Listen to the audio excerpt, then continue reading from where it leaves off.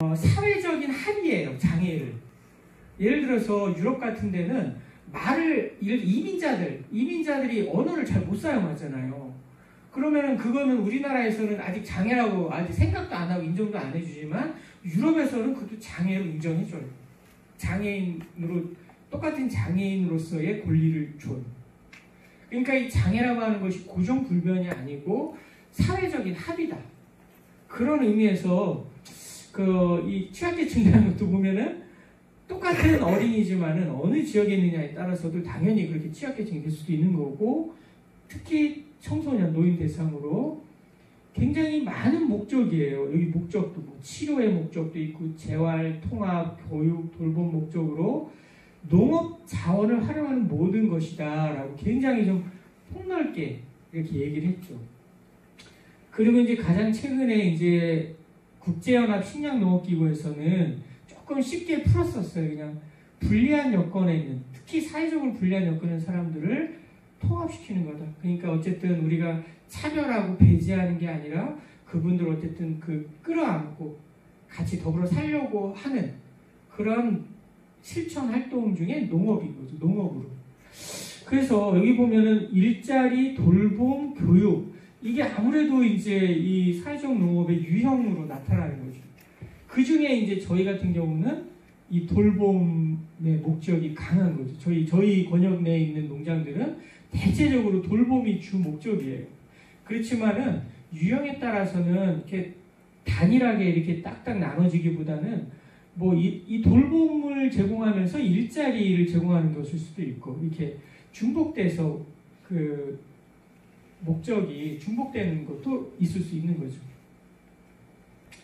그래서 이제 저희 거점 농장 팀에서 같이 공부도 하고 강의 자료 준비도 하면서 같이 내렸던 정의는 이런 거예요. 계절과 절기에 맞는 농작업이라는 게 중요하겠더라고요. 한국 상황에서는. 왜냐하면 이게 계절마다 절기마다 지금 농작업이 다 달라지잖아요.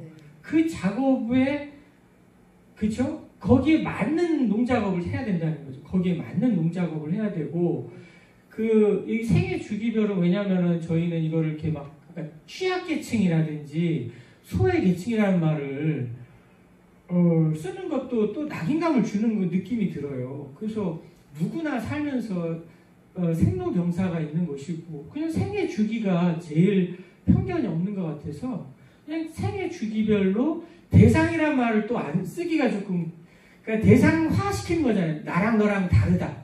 네가 뭔가 부정하니까 나한테 도움을 받아, 이런 개념이 아니에요. 그래서 저희는 이제 참여자다.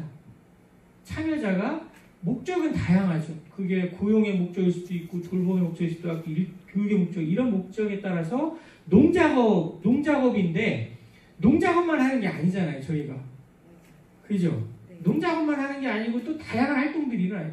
자기가 농작업 딴 걸 가지고 모히또를 만들어 먹기도 하고, 피자를 만들어 먹기도 하고, 아니 그걸 꽃을 만들기도 하고, 화분을 만들기도 하고, 여러 가지 활동을 하잖아요. 목공도 하고, 그러니까 농작업과 관련 활동에 참여하는 것이다. 이 사회적 농업은. 근데 이제 중요한 거는 이것도 같은 개념인데, 단순히 농작업에만 참여하는 게 아니라 중요한 거는 뭐예요? 사회적 농업이잖아요. 같이 더불어 사는 농업이잖아요. 그러니까 상호교류가 중요한데, 이거는 개인과 개인 간에, 농장과 농장 간에, 그리고 마을 안에서 이런 다양한 상호작용이 이루어지는데, 그것을 통해서 결국에는 이런 농작업과 상호교류를 통해서 치유나 돌봄이나 교육이나 고용 기회가 창출되는 것이 사회적 농업이 아니겠느냐. 그래서 저희들의 개념적인 그렇습니다. 아마 농장마다 아마 그렇게 실천하시는 개념 정의는 조금 더 농장마다 더 자기에게 맞는 정의가 있을 것 같은데, 저희가 어쨌든 공통적으로 보면 그렇다 이렇게 말씀을 드리겠습니다. 그래서 지금 사회적 농업에 대해서 저희가 한번 어떤 거냐 이야기를 나눠봤는데, 왜 하냐? 중요한 거는 농업도 위기가 닥쳤다는 거예요. 우리가 목도하는 바대로 농촌 마을, 농촌 마을의 위기는 여러 가지인데, 일단 인구가 자꾸 너무 과소화되는 거죠. 그래서 뭐 소멸 지표가 어떠고 저쩌고 해가지고 10년 안에 몇 개의 마을이 없어지고, 농촌의 위기는 인구의 위기, 인구 절벽의 위기이기도 하고, 또 하나는 환경의 위기도 있어요. 굉장히 이제 관행론들이 너무나 많은 그런 오염의 문제도 있고, 또 하나는 경제적 위기죠. 저희들이 이제 다 농소득이 이제 세금으로 다 이렇게 통계에 잡히지는 않지만, 저도 굉장히 충격적인 그 통계 중에 하나가, 농가가 이제 100만 가구가 좀 넘는데, 그 농가의 한 60에서 65%는 1년에 1,000만 원 이하더라고요, 소득이. 그러니까 이제 도시에서 사는 거랑 농촌에서 사는 거랑 다르긴 한데, 경제적으로 이게 너무 어렵잖아요. 그렇죠? 그런 위기와 관련돼서 이게 다기능 농업으로 전환돼야 되는 거 아니냐. 농업이 그냥 농생산 외에 다른 여러 가지 기능들을 조금 가져가야 되는 거 아니냐. 그래서 이런 이제 성장이나 발전을 탈피해서 환경, 사회, 경제적인 측면에서 다기능 농업으로 좀 바꿔가보자. 그런 것도 있고, 한국 사회는 당연히 양극화가 엄청나게 심해진 거죠. 그렇죠? 네. 양극화가 너무 심해진 사회는 굉장히 갈등이 너무 많고요. 행복감이 엄청 떨어지고요. 애를 안 낳고요. 자살률이 엄청나게 높아요. 이게 굉장히 불행한 지표인데, 자살률이 굉장히 높다는 거는 지금 살기가 너무 어렵다는 거고요. 그리고 애를 안 낳는다는 거는 미래가 안 보인다는 거거든요.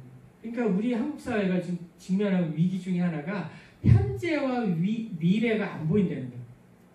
그래서 이런 양극화의 문제에 대해서 어떻게 하는 것이 이렇게 같이 우리 통합해서 살아갈 수 있겠습니까? 그래서 그 평등해야 건강하다라는 책들도 있고요. 어느 정도 평등이라는 것이 담보가 되어야 그 사회가 건강하게 유지되는 거지, 너무 불평등하거나 양극화가 심하면은 오히려 그 사회 불안정성이 높아진다는 거죠.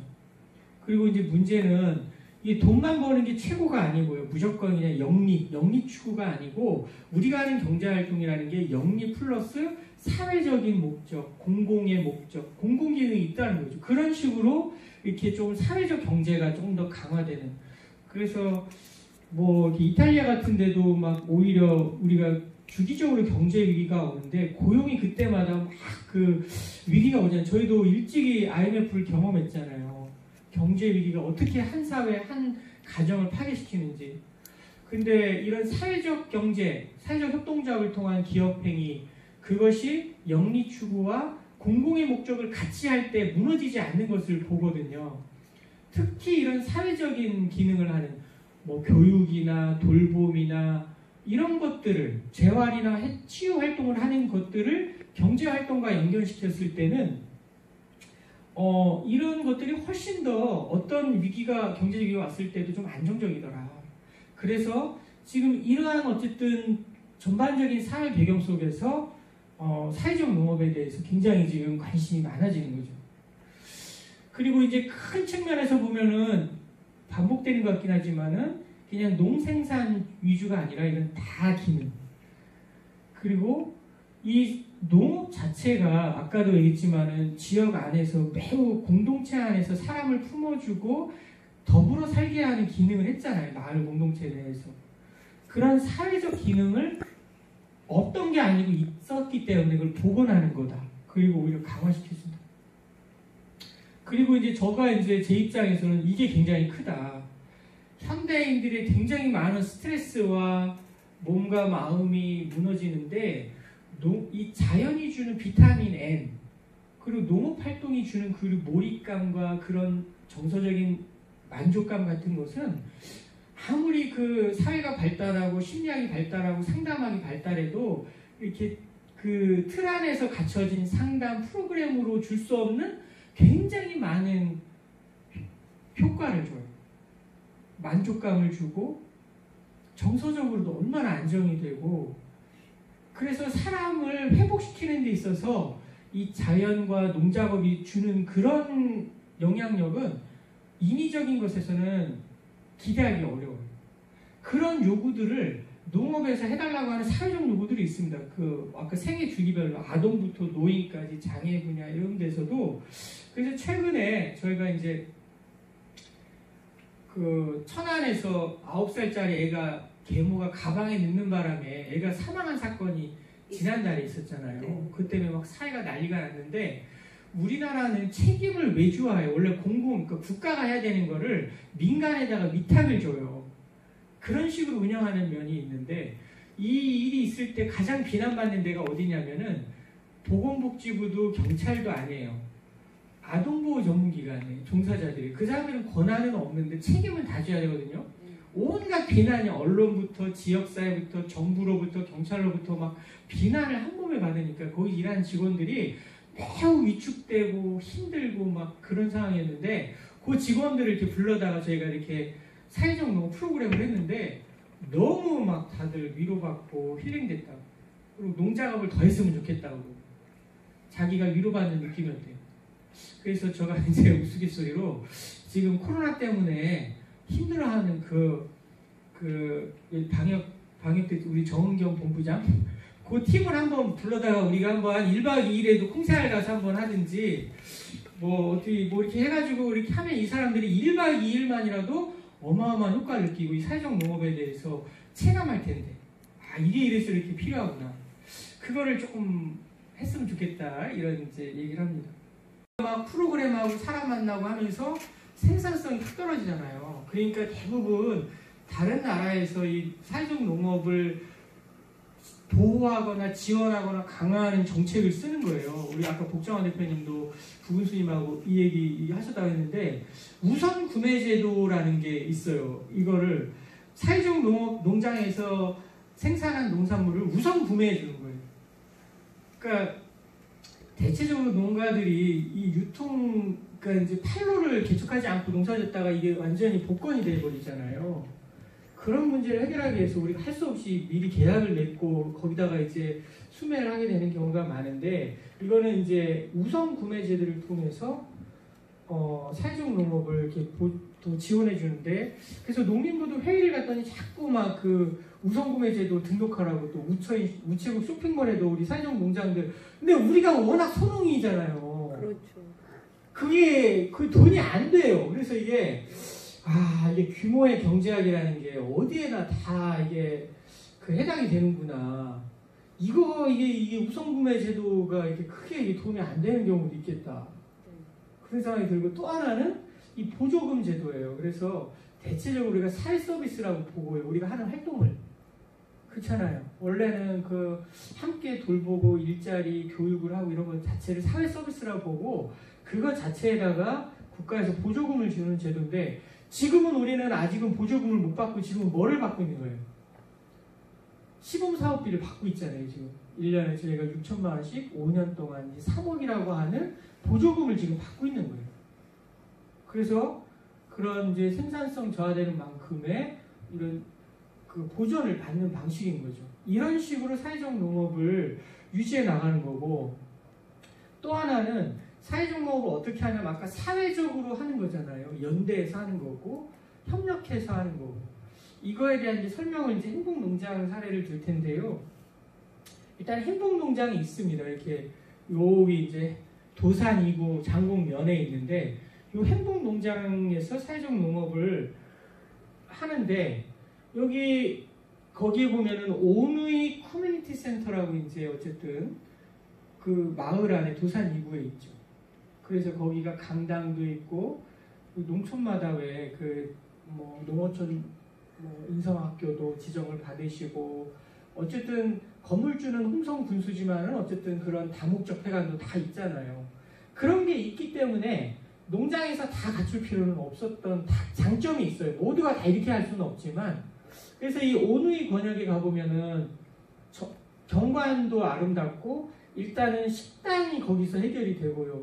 교육실도 농장에 있진 않지만 교육실과 숙소도 있고요.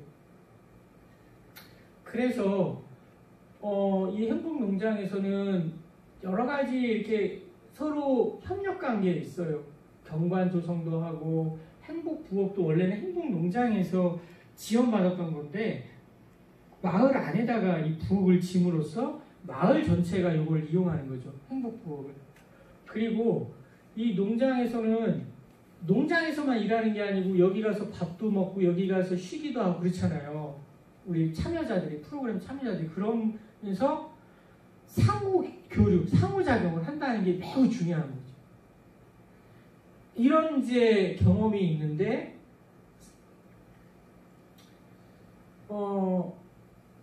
장애를 갖고 살아가는 사람들인데, 여기도 보면은 농장에서는 그 일상생활을 한다는 게, 사람이 아침에 일어나면 갈 데가 있고 할 일이 있다는 게 얼마나 중요한지 몰라요. 장애가 있든 없든지가. 그러면은 이 농장에서는 장애를 갖고 있는 사람들에게 일상생활을 지원을 하는 거죠. 그리고 농장에서는 이 장애를 갖고 있는 분들도 농장에서 일을 하는 거고 하나의 일원이 되는 거고요. 그러니까 이런 이제 지역사회에서의 그 교류, 또 장애를 갖고 있는 분과 농장과의 교류, 이런 것들이 있고요. 그리고 이제 이 농장 보면은 여러 가지 단체들하고 연대하고 있어요. 아까 이제 이렇게 차이를 인정하고 함께 이제 뭔가를 도모하는 일이 되는데, 영농조합도 있고 초등학교도 있고 무슨 뭐 마을학교도 있고 이런 데하고 어쨌든 농장에서 교류를 하게 되고, 교류를 하는 것에 우리 참여자들이 같이 참여를 해요. 진짜로. 말만 참여자가 아니라 진짜로 참여를 해요.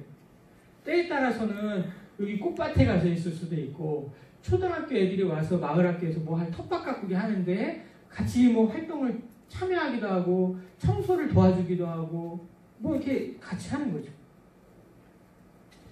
그리고 조금 군 단위로 가면은 저희가 이제 이런 보건소가 있고요.